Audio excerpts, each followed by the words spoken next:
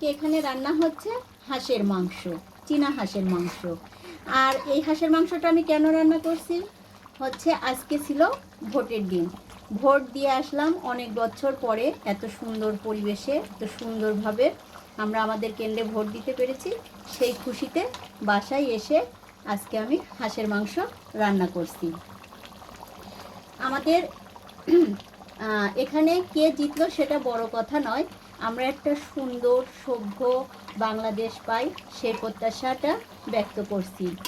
সবাই কমেন্ট রেখে যাবেন কার এলাকায় কিভাবে ভোট চলছে, স্বতঃস্ফূর্তভাবে আজকে ভোট দিতে পেরেছি, কার এলাকায় কি অবস্থা, সবাই কমেন্ট রেখে যাবেন।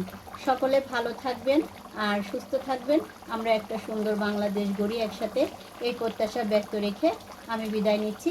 সবাই ভালো থাকবেন, সবাই সুস্থ থাকবেন। আল্লাহ হাফেজ।